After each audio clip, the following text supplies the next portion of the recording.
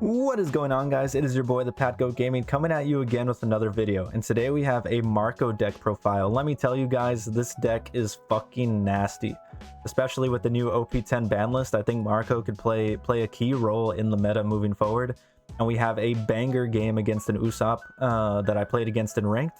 So please stick around, guys. Let's get right into the profile.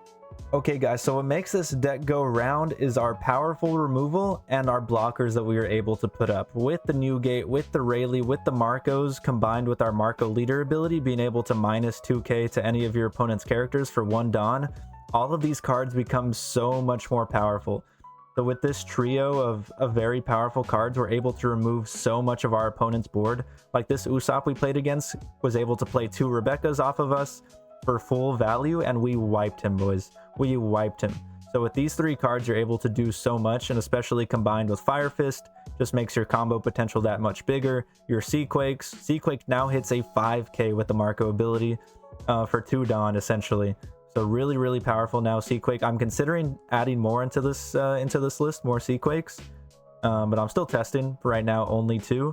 We're also running a bunch of blockers, boys. We're running the new 3-cost Marco from OP10, and we're running 8 2-drop blockers of the Fosa and the Duval.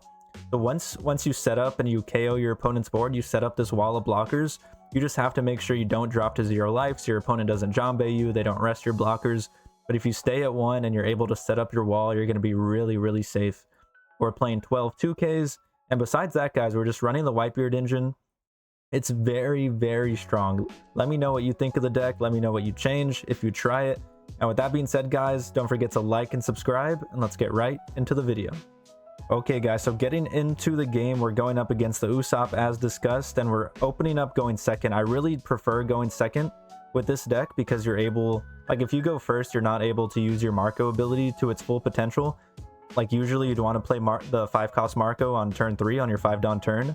But with this Marco, you want to be on that 6 Dawn turn so you can attach 1 Dawn to him and get that much more value out of your 5-cost Marco. So usually I'm trying to go second just so we can use our leader ability to its maximum potential. So here we're just going to use leader effect, try to filter out those cards. This deck is very consistent due to that Marco ability, kind of reminiscent of Sakazuki. You're just able to... Sakazuki could do it for free. With Marco, at least you have to put a Dawn on him. But usually for your first 2 turns, you're not doing anything. So you're able to just attach a Dawn and filter those searches, or filter those cards that you want to see. So very consistent deck. So here our opponent swings for 5. We're going to go ahead and take it. We want to get down to 2 because we're able to unlock Fire Fist that way. Fire Fist ability is minus 4k, and then if your opponent has a character with a cost of 0, you can KO it, but only if you're at 2 or less life. So here we're going to go ahead and swing for 6. Our opponent already has the blocker, so he's probably just going to block here and then get a card off of it, which is fine for us, because I think, like, when you're playing this matchup, you just have to give in to the fact that this Marco is going to get the Usopp's going to get so much value, because you have to remove things, guys. Like, if you don't, you're just going to lose. So you just have to hope that your removal is good enough to outvalue them. So we're going to play the Ivankov here. We're running the Ivankov in this deck because sometimes you get low on cards. Like, you have to counter out often. We are a 4-life leader, so we can get pushed pretty hard. And if we're countering out a lot, we're going to be low on cards, and the Ivankov kind of helps us refill. It can also, if you get lucky, or if you have the Duval to search your top 3 and reorder them, you can get a 2-cost blocker off the Ivankov, which can set you up pretty nicely for later in the game. But mostly just forget a little bit more card advantage. So here he's going to swing for 8, and of course we're just going to take that. We are never giving him 2 2Ks there, and I don't think we even had some. So now we have a good amount of 2Ks in hand. We have a bunch of cards in hand, and there's a lot of options. So we're just going to play the Marco. He didn't give us anything to use with our Marco ability. So we're just going to take our free KO on the blocker, swing for 6. They're always going to get the card off of that blocker, so no matter what, as long as we don't give them the block and the card, I think we're sitting in an okay spot. Here we're going to swing for 6 at the Usopp. And looking okay for the start here.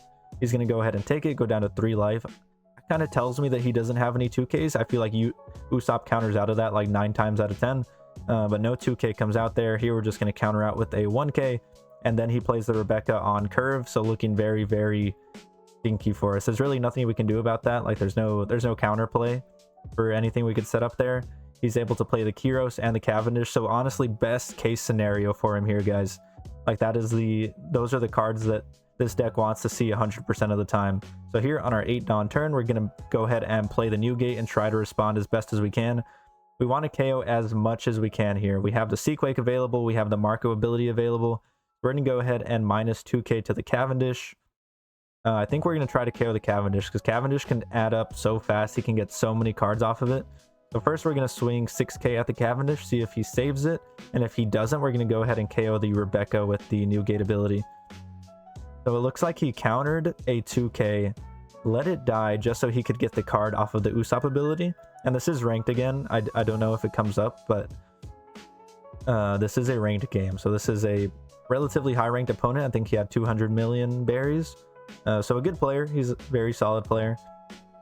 But we're able to remove 2 of the Rebecca plays. And here, this is where we're going to use our 2Ks, guys. We want to keep this Newgate on board as much as we can, because if he does play another Rebecca, which it looks like he is, we're going to be able to remove it that much easier and start gaining the advantage. So here comes the next Rebecca. He's not going to be able to deal with our Newgate here, but he does get a Luffy off of it. The fact that Rebecca can play the Luffy and the Kyros is fucking insane. So he's able to play the Luffy off of it. He does not use Luffy ability because he cannot swing into our 8k Newgate. And here we top Rayleigh. We are playing 4 Rayleighs, so a lucky top, but we are playing 4, so it's what we want to see here. We're going to go ahead and give minus 3k to the Kyros, minus 2k to the Luffy, and then KO the Bart. So super, super strong Rayleigh usage there. We're going to go ahead and use Marco ability. We're going to draw a card, put Ivankov to the bottom. We don't really need her at this time. We're going to use Marco ability to give another minus 2k to the Kyros or the Luffy. We're thinking about it here. Once again, we want to remove as much as we can, as quick as we can. We don't want to give him the value off the Coliseum and start swinging at our face. But we've answered his Rebecca's relatively well. We're going to go ahead and swing 7k at the Kyros, see if he saves it. He does not, and then we're going to go ahead and get the automatic KO on the Luffy with the Newgate effect, and he's left with only the Rebecca on board.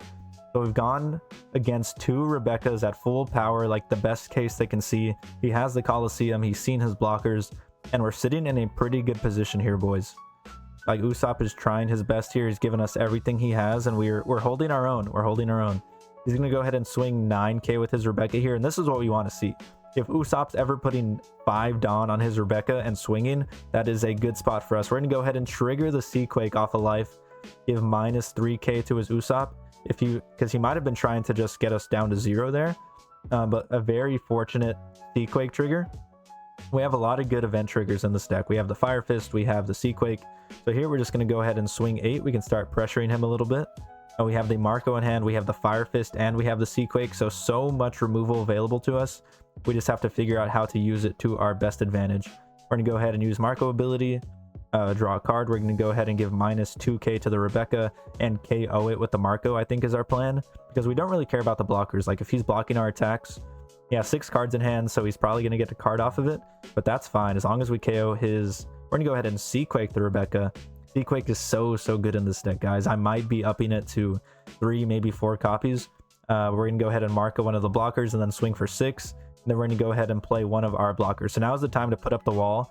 We have him down to nothing on board. He has 1 life. We have the Newgate, the Rayleigh, the Marco, and the 3-drop Marco available to us. So we are looking so strong here, boys.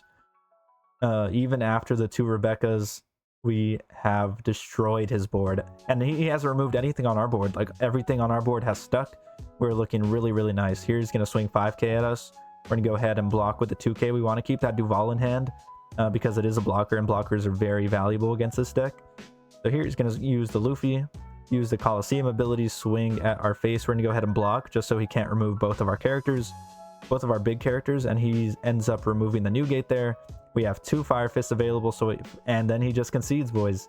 So that is the power of the Marco deck. Like, you saw, this dude threw everything he had at us. And even if you look at his hand, like, he had 2 Kyroses. The Kyros can't hit any of our big drops. He had a blocker, but he just couldn't keep up with our removal. Even if he played his blockers, we just would have destroyed them. We have 2 Fire Fists. We have the Duval. We have the Marco ability. And yeah, guys, I'm really proud of this deck. Like, I made this and kind of hoped it would work, and it's honestly a badass fucking deck. So let me know if you give it a try, and let's get right into the post game.